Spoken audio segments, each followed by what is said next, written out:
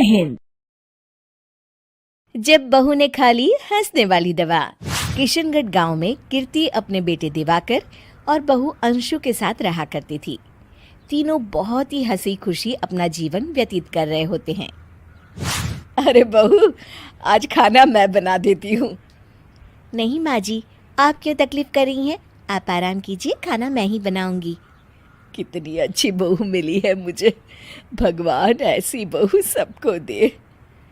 सब कुछ ठीक चल रहा होता है कि एक दिन गलती से अंशु हंसने वाली दवा खा लेती है। बस उस दिन से सब कुछ बदल जाता है। अरे बहू, मेरे घुटनों में बहुत दर्द हो रहा है, जरा बाम तो दे दे।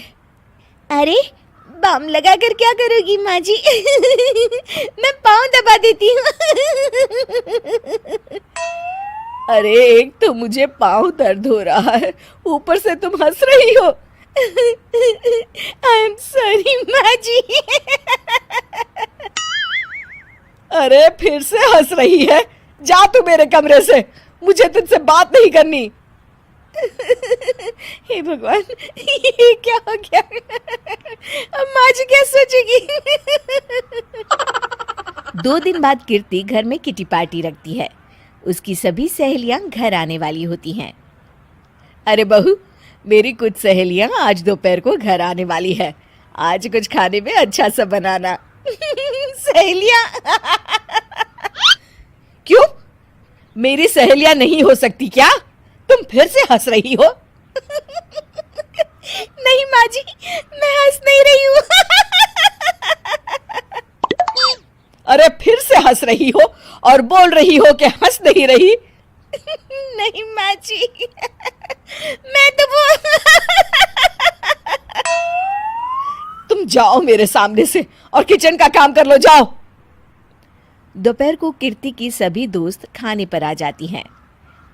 अरे वाह, घर तो बहुत सुंदर सजाया है कीर्ति। अरे मैंने कहा, ये सब तो मेरी बहू का कमाल है। अरे वाह, बड़ी गुनी है तुम्हारी बहू तो। हाँ हाँ, खाना भी अच्छा बनाया है। हाँ, बहुत ही गुनी है। तो हमको नहीं मिलवाओगी क्या, या छुपा कर रखोगी अपनी हीरे जैसी बहू को? अरे नहीं नहीं, अभी बुलाती हूँ। अंशु, ओ अंशु, बहू रानी। अंशु बाहर आती है।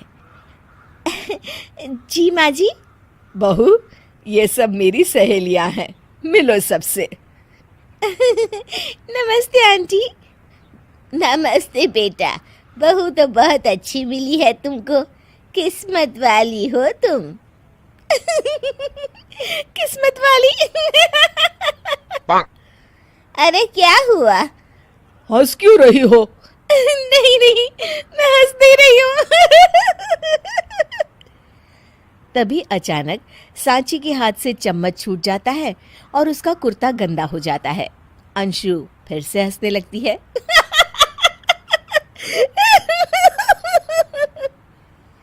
इधर सब सहेलियां गुस्सा होकर चली जाती हैं। कीर्ति भी नाराज होकर अपने कमरे में चली जाती है। हे भगवान, ये मैंने क्या कर डाला? इस तरह से तो माँ जी और उनकी सहेलियां नाराज हो गई। अगले दिन, बहू, ओ बहू, किधर हो? जी माँ जी। जल्दी से मेरे साथ चलो, पड़ोस वाले शर्मा जी की हार्ट अटैक से मौत हो गई है, उनके घर बैठक के लिए जाना है। अंशु तैयार होकर आ जाती है। थोड़ी देर में दोनों शर्मा जी के घर पहुंच जाती हैं। वहां पर सब रो रहे होते हैं। कीर्ति शर्मा जी की बीवी के पास बैठकर उन्हें सांत्वना देने लगती है। बड़े अच्छे इंसान थे मेरे पति। अच्छा। तुम हंस क्यों रही हो?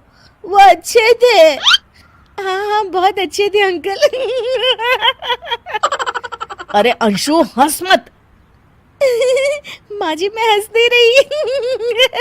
मैं तो आंटी जी को बस दिलासा दे रही थी। सब औरतें अंशु की इस हरकत से हैरान हो जाती हैं। कीर्ति भी बहुत शर्मिंदा होती है और वो अंशु को लेकर फटाफट घर लौट आती है। अंशु, क्या हो गया है तुझे? हंस क्यों रही थी तू वहां पर? नहीं बाजी, मैं तो बस अरे तो फिर से हंस दी। जा तू अपने कमरे में, मुझे तो तुझसे बात ही नहीं करनी। मेरा बेटा ही तुझसे बात करेगा अब। रात को जब दिवाकर घर लौट आता है तो कीर्ति दिवाकर को सब कुछ बताती है। ठीक है माँ, अब फिक्र मत करो, मैं अंशु से बात करता हूँ। दिवाकर अपने कमरे में जाता है। जी आ गए आप? कैसे हैं? मैं तो ठीक हूँ, बस सर में हल्का दर्द है। सर में दर्द? अरे इसमें हंसने की क्या बात है? नहीं, मैं हंस नहीं रही हूँ। मुझे तो फिक्र हो रही है आपकी। एक तो मेरे सर में दर्द है, ऊपर से तुम हंस रही हो। अरे कैसे समझाऊं मैं आपको? मैं हंस नहीं रही। अंशु, तुम इस घर से चली जाओ। माँ ने मुझे बताया जो भी तुमने शर्मा आंटी के घर किया, और किटी पार्टी में भी। नहीं जी, मैं ऐसे नहीं हूँ। तो अभी क्या हुआ था? क्यों हंस रही थी तुम? रुकिए, मैं आपको सब कुछ बताती हूँ। बताती हूँ आपको सब कुछ। अंशु डायरी में लिखकर दिवाकर को पढ़ने देती है। कुछ दिनों पहले मैंने गलती से हंसने वाली दवा पी ली थी, जिसकी वजह से ये सब हो रहा है। इसका असर कुछ दिन और रहेगा। अरे तो तुमने ये सब पहले क्यों नहीं बताया अंशु? वो मैंने माँ जी को बताने की बहुत कोशिश की, मगर उन्होंने सुना ही नहीं। अरे ठीक है, मगर वादा करो, जब तक दवाई का असर ठीक नहीं हो जाता तुम घर से बाहर नहीं जाओगी। नहीं जाऊंगी, और हंसूंगी तो बिल्कुल नहीं। लो, तुम तो फिर से हंस दी।